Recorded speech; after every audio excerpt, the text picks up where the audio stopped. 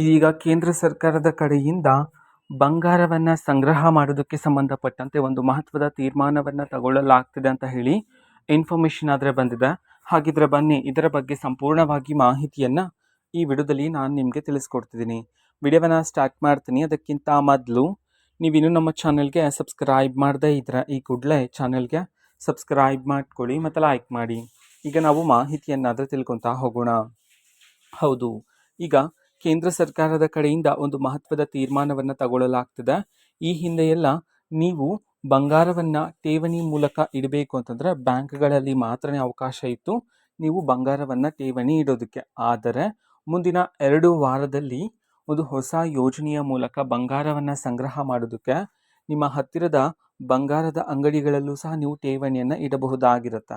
ಅದಾದ ನಂತರ ನಿಮ್ಮ ಒಂದು ಬಂಗಾರವನ್ನು ಅಷ್ಟು ಬೇಗ ಕರಗಿಸೋದಕ್ಕೆ ನಿಮಗೆ ಮನಸ್ಸು ಒಪ್ಪಿಲ್ಲ ಅಂತಂದರೆ ನೀವು ಡಿಜಿಟಲ್ ಮೂಲಕನೂ ಸಹ ಇಡಬಹುದಾಗಿರುತ್ತೆ ಅಂತ ಹೇಳಿ ಮಾಹಿತಿಯನ್ನು ತಿಳಿಸಿರ್ತಕ್ಕಂಥದ್ದು. ಡಿಜಿಟಲ್ ಅದರ ಪ್ರಕಾರ ನಿಮಗೆ ಹಣವನ್ನು ಸಹ ವರ್ಗಾವಣೆ ಮಾಡಲಾಗುತ್ತೆ ಅಂತ ಹೇಳಿ ಮಾಹಿತಿ ಆದರೆ ಬಂದಿದೆ.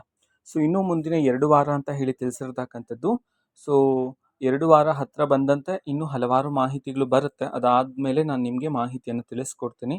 ಅದಕ್ಕೋಸ್ಕರ ಚಾನಲ್ಗೆ ಸಬ್ಸ್ಕ್ರೈಬ್ ಮಾಡ್ಕೊಳ್ಳಿ ಮತ್ತು ಇನ್ಫಾರ್ಮೇಷನ್ ಇಷ್ಟ ಆಗಿದ್ರೆ ನಿಮ್ಮ ಫ್ರೆಂಡ್ಸ್ ಆ್ಯಂಡ್ ಫ್ಯಾಮಿಲಿ ಮೆಂಬರ್ಸ್ಗೂ ಸಹ ವಿಡಿಯೋನ ಶೇರ್ ಮಾಡಿ.